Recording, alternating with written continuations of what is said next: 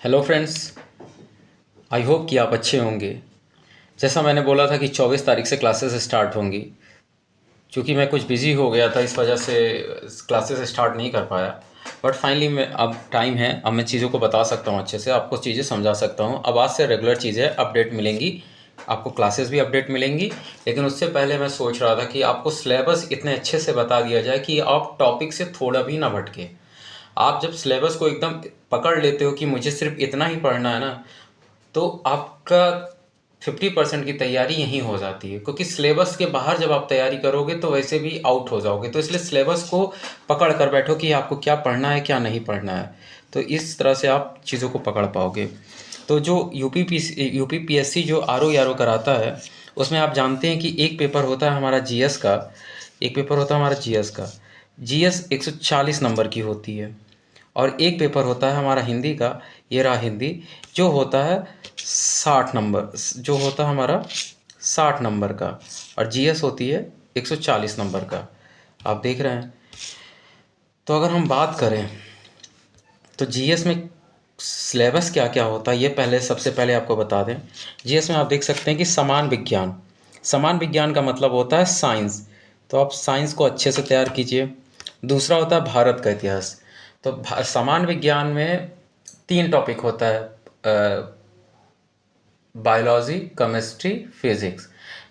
Are O के paper में क्या होता है कि बायोलॉजी की क्वेश्चन अच्छे खासे आते हैं, लेकिन फिजिक्स और केमिस्ट्री के भी क्वेश्चन अच्छे खासे आते हैं। तो समान विज्ञान आप तैयार कीजिए। मैंने बुक लिस्ट आपको पहले ही बता रखी है, पहले के वीडियो में आप जाके वहाँ देख सकते हैं। यहाँ सिर्फ सिलेबस का डिस्कशन होगा, टू द पॉइंट। दूसरा टॉपिक है भारत का इतिहास। तो भारत के इतिहास में यहाँ पे भारत का इतिहास लिखा है, इसका मतलब तीनों टॉपिक, एंशियंट, मिडावल और मॉडर्न। मतलब प्राचीन भारत, मध्यकालीन भारत और आपका जो होता है मॉडर्न हिस्ट्री, मतलब कि आधुनिक भारत। ठीक है ना।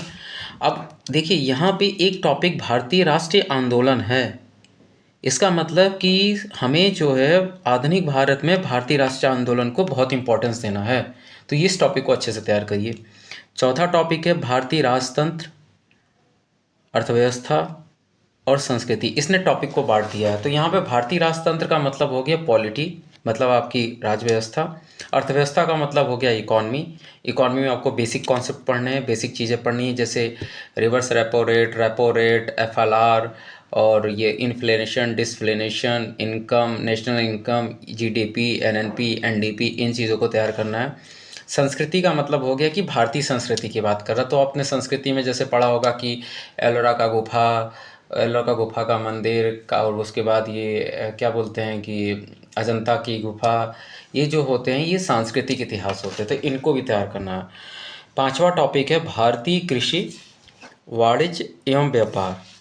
तो भारतीय कृषि, वाणिज्य एवं व्यापार, इसमें कृषि के क्वेश्चन मतलब पक्के आने हैं। और आप देखते हैं आर ओ के पेपर में क्वेश्चन कृषि के पक्के आने हैं। ठीक है। मैं आपको एक चीज़ और भी क्लियर कर देता हूँ, ये सिलेबस सिर्फ आर ओ के लिए नहीं है, ये पीसीएस के लिए भी सिलेबस है। मैं आपको बाद में बता दूंगा कि पीसीएस में क्या इंपॉर्टेंट है और आर ओ में क्या इंपॉर्टेंट है। फिर छठा टॉपिक है जनसंख्या। जनसंख्या आपको तैयार करना कि 2-3 क्वेश्चन यहाँ से पक्का आते हैं। पर्यावरण और नगरीकरण, यहाँ से भी क्वेश्चन आते हैं, नगरीकरण से भी क्वेश्चन आते हैं। और यहाँ पे एक नोटिस है, भारतीय परिप्रेक्ष्य में, मानी वर्ल्ड लेवल का नहीं पढ़ना है इसमें जनसंख्या नगरीकरण, आपको इंडिया लेवल पे पढ़ना है। और उसके बाद सातवां टॉपिक है विश्व भूगोल। विश्व भूगोल में आपके क्वेश्चंस आते हैं मैपिंग से रिलेटेड, जल से रिलेटेड, झरना से रिलेटेड, पठारों से रिलेटेड, इन सब से सीधा सीधा फैक्ट बेस्ड क्वेश्चन आता है। फिर भारत का भूगोल और प्राकृतिक संसाधन। तो भारत के भूगोल में भी वही सारी चीज़ें होती हैं जिसमें प्राकृतिक भूगोल के क्वेश्चंस आपको देखने को मिलेंगे। अभी मैं इसको सिलेबस बताने के बाद आपको एक पेपर सॉल्व कराऊंगा, तो आपको आइडिया लग जाएगा कि पेपर कैसा आता है, किस टाइप के क्वेश्चंस आते हैं। तो आप पहले सिलेबस देखिए। आठवां है अधुनातन राष्ट्रीय अंतर्राष्ट्रीय महत्वपूर्ण घटनाक्रम। ये जो होता है करंट अफेयर होता है। तो आप करंट अफेयर को तैयार करें। करंट अफेयर आपको मंथली पढ़ना पड़ेगा, जिसका मैं नोट्स आपको बना के दे दिया करूँगा। और नौवां टॉपिक सामान्य बौद्धिक क्षमता। ये इसमें से सिर्फ आते हैं आपके लगभग 10 क्वेश्चन आते हैं, जिसमें आपके रीजनिंग रहेंगे 5-6 क्वेश्चन और 2-3 क्वेश्चन मैथ के रहेंगे। और उत्तर प्रदेश की शिक्षा, संस्कृति, कृषि, उद्योग, व्यापार, रहन सहन, सामाजिक प्रथाओं के संबंध में विशेष, मतलब आपको यूपी स्पेशल तैयार करना है। ये चीज़ हो गई। तो आपको एक चीज़ बता देते हैं कि जीएस में 140 नंबर है, 140 नंबर की पूरी जीएस आती है और इस जीएस में सारे टॉपिक आपको तैयार करने हैं। और यूपी पीसीएस में बस इतना ही फ़र्क होता है कि यहाँ पे जो है आप बाकी सारे सब्जेक्ट रहेंगे, बस जो ये है समान विज्ञान, भारत का इतिहास, पॉलिटी, भारतीय राष्ट्र व्यवस्था, जनसंख्या, पर्यावरण व भूगोल, ये बहुत ज़्यादा पूछता है और करंट अफेयर अच्छा खासा पूछता है। ठीक है ना। अब हम चलते हैं जीएस के बाद हिंदी के टॉपिक कौन कौन से हैं। मैंने आपको बताया था कि हिंदी के लगभग 60 क्वेश्चन आते हैं, 60 नंबर का होता है और एक एक टॉपिक जो है 10-10 नंबर का होता है। ठीक है, चलिए सबसे पहले आएगा हिंदी में विलोम शब्द, फिर वाक्यवर्तनीय शुद्धि, अनेक शब्दों के एक शब्द, तत्सम तद्भव, विशेष विशेषण, पर्यायवाची शब्द। ये आपको 6 टॉपिक तैयार करने हैं। घटना चक्र की बुक आती है, घटना चक्र की बुक आती है, आप उसी से तैयार कर लीजिए। घटना चक्र से आपकी बुक से तैयारी हो जाएगी, उसमें पीवाईक्यू क्वेश्चन दिए रहते हैं, तो उससे आपकी अच्छे से तैयारी हो जाएगी। ठीक है। तो हिंदी के लिए आपको रेगुलर मेहनत करना है। हिंदी आप रोज़ अगर रेगुलर 1 घंटा देते हैं तो आप हिंदी में 60 ला सकते हैं। लेकिन जीएस में आपको क्या करना है कि यहाँ ये थोड़ा सा टॉपिक ज़्यादा है इसमें, तो इसमें टाइम थोड़ा ज़्यादा देना पड़ेगा आपको रेगुलर 6 घंटे, 5-6 घंटे तो मिनिमम जीएस पे देना है और 1 घंटा रोज़ हिंदी पे देना है। तो आपके इस तरह से आपके ये आर के सिलेबस हो गए। ये लेक्चर थोड़ा सा बड़ा होने वाला है क्योंकि मैं कई चीज़ें और भी बताने वाला हूँ। मैं अभी आर का आपको पेपर सॉल्व करके दिखाता हूँ, 1 minute.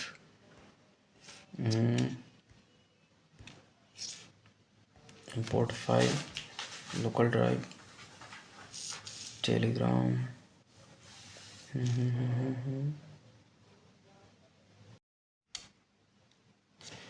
Hello friends, I hope कि आप अच्छे होंगे। आज मैं आर 2025 के पेपर को सॉल्व कराना चाहता हूं ताकि आपको एक आइडिया लग पाए कि क्वेश्चंस किस टाइप के आते हैं एग्ज़ाम में, तो आप उसी अकॉर्डिंग आप अपनी तैयारी करिए।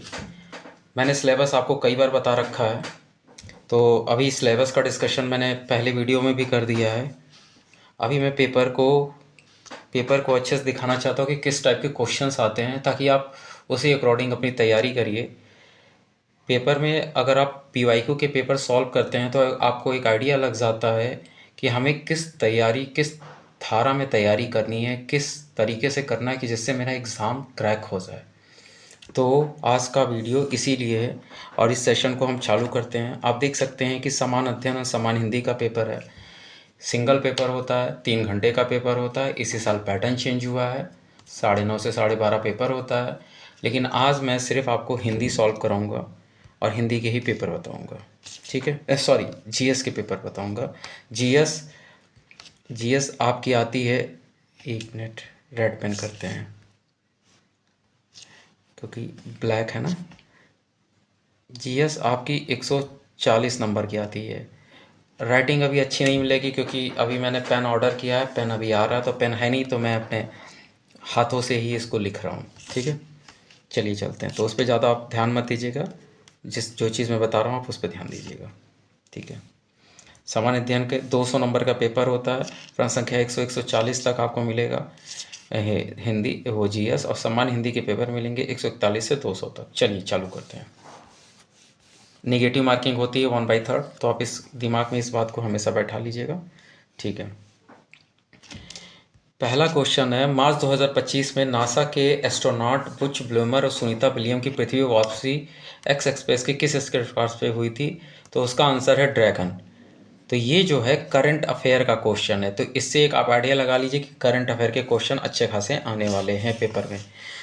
दूसरा क्वेश्चन है, वर्ष 2024 की फिजियोलॉजिकल मेडिसिन का नोबेल पुरस्कार, ये भी आपको करंट अफेयर के क्वेश्चन मिले। इसका आंसर माइक्रो आरएनए है। गहरी रुकन को किसकी खोज के लिए दिया गया है? तो माइक्रो आरएनए के लिए दिया गया है। तीसरा क्वेश्चन है, पेरिस ओलंपिक खेलों के 57 किलोग्राम वर्ग में पुरुष फ्री स्टाइल कुश्ती प्रतियोगिता का कांस्य पदक किसे प्रदान किया गया? तो अमन सहरावत को प्रदान किया गया है। 2025 में पहली बार यूनाइटेड किंगडम में कौन सा अंतर्राष्ट्रीय खेल आयोजन किया गया था जिसमें भारत और अन्य देशों की टीमों ने भाग लिया? आप यहाँ देखिए कि 2 क्वेश्चन आपको सीधा सीधा मिल रहा है। किससे मिल रहा है आपको 2 क्वेश्चन? स्पोर्ट से मिल रहा है। तो एक तो आप बहुत समझ गए कि स्पोर्ट के क्वेश्चन बहुत इंपॉर्टेंट है, ठीक है ना। भारत के प्रथम मानवयुक्त डीप ओशन मिशन का नाम क्या है? तो समुद्रयान।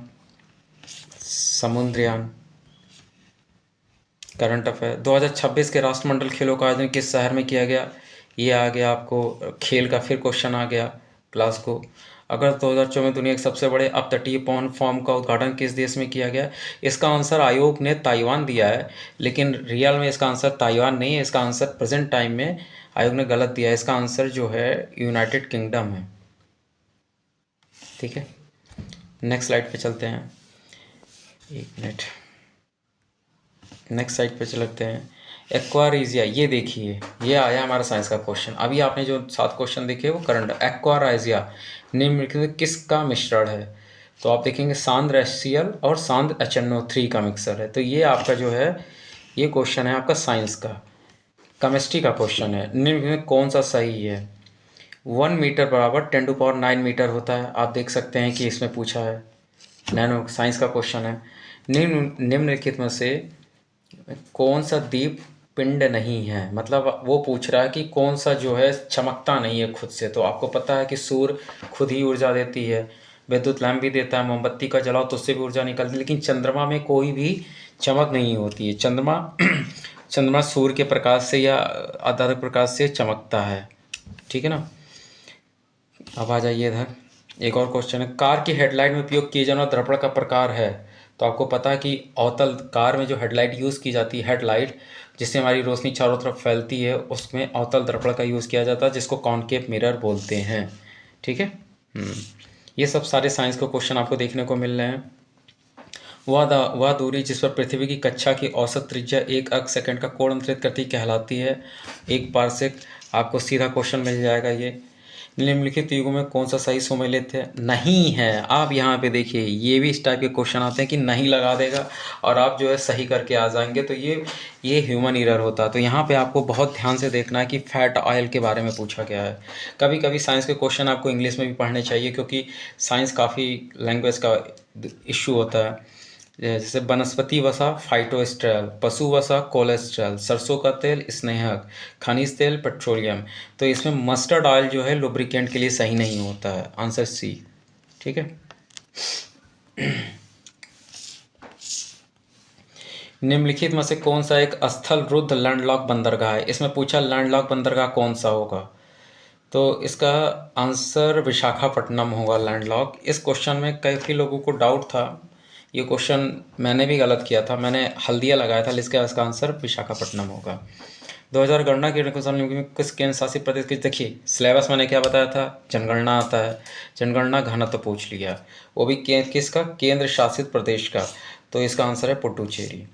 उत्तर प्रदेश में कौन सी कृषि जलवायु क्षेत्र जलवायु परिवर्तन के प्रभाव विशेषकर कृषि के प्रति सबसे अधिक संवेदनशील है? तो इसका आंसर बुंदेलखंड क्षेत्र है, क्योंकि बुंदेलखंड क्षेत्र में आपको पता है कि बुंदेलखंड क्षेत्र काफ़ी सूखाग्रस्त क्षेत्र है। वहाँ की ज़मीनें थोड़ी सी उबड़ खाबड़ हैं, क्योंकि वो मालवा वाला क्षेत्र के एरिया में पड़ता है। आपने बुंदेलखंड को अगर देखा होगा मैप में, यूपी के मैप में, तो आपने देखा होगा बुंदेलखंड बहुत मतलब मध्य प्रदेश में है और वो पूरा घिरा पड़ा हुआ उससे, ठीक है ना। वो नीचे वाला बेल्ट है, बालू वाला बेल्ट है पूरा, ठीक है। प्रन पोर्टल क्या है? ये आप देखिए कि इतना पुराना क्वेश्चन पूछा है, ये 2017-18 का करंट अफेयर है। तो प्रण पोर्टल क्या है? राष्ट्रीय स्वच्छ वायु कार्यक्रम की निगरानी, monitoring the national clean air programme, ठीक है। एक सेकेंड। जल चक्र को नियंत्रित करते हैं, मतलब जल चक्र को, मतलब जो हमारा साइकिल होता है जल चक्र का, उसको कौन नियंत्रित करता है? तो उसको नियंत्रित बंद करता है। ये सब सारी चीज़ें मैं पढ़ाऊंगा, ये इन्वायरमेंट का क्वेश्चन है। भारत के निम्नलिखित में से कौन से राज्य में उच्चतम जनसंख्या घनत्व पाई जाती है? इसका आंसर इतने उत्तर प्रदेश दिया है, जो कि गलत है। इसका आंसर बिहार होगा। आयोग भी कभी कभी नींद में आंसर की देता है, पेपर भी नींद में बना देता है। ऊर्जा का 10% का नियम देने वाले वैज्ञानिक का नाम है लिंडमैन है। इसको आप पढ़े होंगे, ये भी इन्वायरमेंट का क्वेश्चन है। वे पौधे जो वर्ष भर में तापमान के एक विस्तृत विस्तार को सह लेते हैं कहलाते हैं यूरीथर्मल कहलाते हैं। निम्न, एक मिनट, निम्नलिखित घटनाओं पर विचार कीजिए, उन्हें सही कार्यक्रम। कैबिनेट मिशन, देखिए मॉडर्न हिस्ट्री वहाँ पे लिखा था ना राष्ट्रीय आंदोलन, राष्ट्र आंदोलन से डायरेक्ट क्वेश्चन आ रहा है। कैबिनेट मिशन कब हुआ था, तो आपको पता होना चाहिए कि कैबिनेट मिशन, ये आपको मॉडर्न हिस्ट्री जब आप तैयार करेंगे तो उसमें आपको मिलेगा। कैबिनेट मिशन आया था 1946 में, हाथ से लिखते बन नहीं पा रहा है। कृष्ण मिशन आया 1942 में। भारत छोड़ो आंदोलन 1942 में, अगस्त 1942। माउंटबेटन योजना, माउंटबेटन योजना 1947 में। इस तरीके से आप कर सकते हैं, ठीक है ना। इसको क्रोनोलॉजी कर आप ऑर्डर अरेंज कर दीजिए। चलिए आगे चलते हैं। इससे एक संवाद समझ आती है कि क्रोनोलॉजिकल ऑर्डर लिंक तो बचा। बदरुद्दीन तैयब जी भारतीय राष्ट्र कांग्रेस के पहले मुस्लिम अध्यक्ष थे, तो ये सही है। सरोजनी नायडू भारतीय राष्ट्र कांग्रेस की पहली महिला अध्यक्ष थी, तो सरोजनी नायडू नहीं थी, एनी बेसेंट थी। तो आपको पता होना चाहिए कि एनी बेसेंट, देखिए लिखते हुए नहीं बन रहा हाथ से, तो मैं नहीं लिखूंगा फालतू का, एनी बेसेंट है। चलिए 1 मिनट, पेन आ जाएगा तो इजी हो जाएगा लिखना। अब समझ जाइएगा, एनी बेसेंट है, ठीक है ना। अब आगे चलते हैं। आजीवक संप्रदाय के संदर्भ में कौन सा कथन सही है। आजीवक संप्रदाय के लोग प्राय वनों में रहते थे, ये सही है। इस संप्रदाय का मौर्य युग में काफ़ी मान रहा है, ये भी सही है। आजीवक संप्रदाय के बारे में पढ़ा होगा, मक्खाली कोसाल के बारे में बात होती है। दोनों ही कथन आपको सही मिलेंगे। ये देखिए रीजनिंग के क्वेश्चन आ गए, जो मैंने बताया था कि सिलेबस में आप ये रीजनिंग के क्वेश्चन कर लीजिए। मैं रीजनिंग और मैथ के क्वेश्चन अभी नहीं सॉल्व कराऊंगा क्योंकि इसमें काफ़ी टाइम लग जाएगा, तो मैं जीएस के क्वेश्चन कराता हूँ। देखिए रीजनिंग के क्वेश्चन कम से कम 10 क्वेश्चन आते हैं रीजनिंग के। इंटेल कोर i9 एक प्रकार का प्रोसेसर है, कंप्यूटर के भी क्वेश्चन आए हैं, कंप्यूटर भी एक पार्ट है इसका। कंप्यूटर को इंग्लिश में करिए, ज़्यादा अच्छा रहता है। एक MAC media access control address bits का होता है, तो ये 48 दिया हुआ है। क्योंकि ये काफ़ी डीप क्वेश्चन पूछ लिया था तो बहुत लोग नहीं कर पाएंगे, तो ऐसा नहीं है कि कंप्यूटर एकदम डीपली पढ़ जाए। 1-2 क्वेश्चन आता है कंप्यूटर पे, तो इतना परेशान होने की ज़रूरत नहीं कंप्यूटर को लेकर। निम्न में से किस चोल राजा ने त्रिवेंद्रम में चेर नौसेना को नष्ट कर दिया और फिर पांड्य राज को पकड़ लिया था। तो ये हिस्ट्री का क्वेश्चन है, ये हिस्ट्री का क्वेश्चन है, तो इसका आंसर राजा राज प्रथम है। ये आपको रटा रहना चाहिए। अकबर और महाराणा प्रताप के मत प्रसिद्ध हल्दी घाटी का, आपको पता है कि हल्दी घाटी का युद्ध हुआ था महाराणा प्रताप और अकबर के बीच में, वो 1576 है। ठीक है, आगे बढ़ते हैं। लिंग में किसने यामीन उल खिलाफत और नासिर ए उल ममूनी की उपधारियाँ धारण की, तो अलाउद्दीन खिलजी। ये आपको रटना पड़ेगा, ये आरओ के पेपर में कुछ ज़्यादा ही पूछता है। अमरावत की भव्य स्तूप का निर्माण किसने कराया था, सातवाहन राजवंश। हिस्ट्री के क्वेश्चन आपको मिल रहे हैं यहाँ पे। इनमें कौन सा ऑपरेटिंग सिस्टम नहीं है, तो लाइनेक्स, यूनिक्स, विंडोज़ ये ऑपरेटिंग सिस्टम है। माइक्रोसॉफ्ट ऑफिस क्या है कि एक सॉफ्टवेयर है, तो आप कंप्यूटर के क्वेश्चन आपको देखने को मिला यहाँ पे। और आगे चलते हैं। आज मैं सोच रहा हूँ कि 85 क्वेश्चन कराऊँ, आपको एक आइडिया लग जाएगा। प्रकाश संश्लेषण में देखो कथन कारण बेस्ड क्वेश्चन आ गया। प्रकाश संश्लेषण में सूर्य के प्रकाश की विकिरण ऊर्जा को रासायनिक ऊर्जा में बदलकर खाद्य पदार्थों में संचित किया जाता है, सही है। प्रकाश संश्लेषण का अंतिम उत्पाद ग्लूकोज शर्करा जो कि शीघ्र ही मॉड में बदल जाती है, सही है, और इसकी व्याख्या भी करता है।